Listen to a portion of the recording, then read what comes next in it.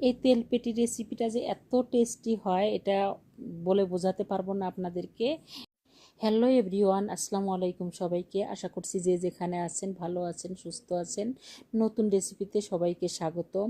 তো এই রেসিপিটার জন্য এখানে আমি পেটের চাকাই ইউজ করব। এখানে আমি কোনো পিঠের উপরের যে চাকাটা আছে সেটা নেব না। এখানে আমি পেটের চাকাটা ছোট ছোট করে টুকরো করে কেটে নিয়েছি, ভালোভাবে ধুয়ে নেব। ধুয়ে নেওয়ার পর এটাকে আমি সব মশলা দিয়ে আমি এখন এটাকে ম্যারিনেট করে নেব। এখানে দিয়ে দেব লাল মরিচের গুঁড়ো। এটা যে যেরকম ঝাল খেতে পছন্দ করেন সেরকম ঝাল দিবেন। আর এখানে দিয়ে দেব হলুদ গুঁড়ো হাফ টি স্পুন। এখন এখানে অ্যাড করে দিব হাফ টি স্পুন জিরের গুঁড়ো আর হাফ টি স্পুন দিয়ে দেব পাঁচফোড়নের গুঁড়ো। এরপরে দিয়ে দিব স্বাদ মতো লবণ আর দিয়ে দেব এখানে রসুন পেস্ট, হাফ টি স্পুন রসুন পেস্ট দিয়ে দেব। এখানে অ্যাড করে দিলাম পেঁয়াজ কুচি। এখানে আমি হাফ কাপ পেঁয়াজ কুচি নিয়ে নিয়েছি।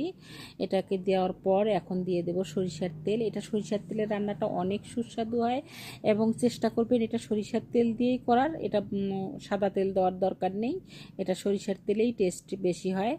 এটা ভালোভাবে ম্যারিনেট করে কিছুক্ষণ রেখে দেব। এখন চলে যাব চুলোয়। চুলোয় প্যান বসিয়ে দিয়েছি। এখানে দিয়ে দিলাম আরও কিছুটা পেঁয়াজ কুচি। এর সাথে অ্যাড করে দিলাম আরও কিছুটা সরিষার তেল। এখন এই পেঁয়াজটাকে ভালোভাবে ফ্রাই করে নেব। পেঁয়াজটা ফ্রাই করতে করতে এখনও যারা আমার চ্যানেলটিকে ফলো দেননি তারা প্লিজ আমার চ্যানেলটিকে ফলো দিয়ে দেবেন এবং একটি করে শেয়ার করে দেবেন। এখন এখানে অ্যাড করে দিলাম আস্ত কিছু রসুনের জোয়া।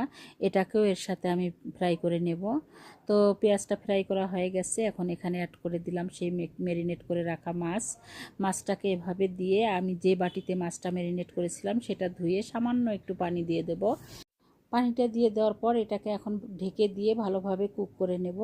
এখানে আর কোনো রকম পানি ইউজ করব না। এই চুলো লো ফ্লেমে দিয়ে এটাকে ভালোভাবে কুক করে নেব। এটা আস্তে আস্তে করে উল্টে পাল্টে সুন্দরভাবে কুক করে নিতে হবে।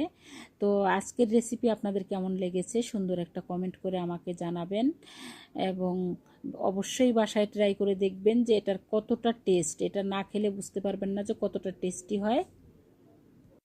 এত সুন্দর একটা ফ্লেভার আসছে যে বলে বোঝাতে পারবো না।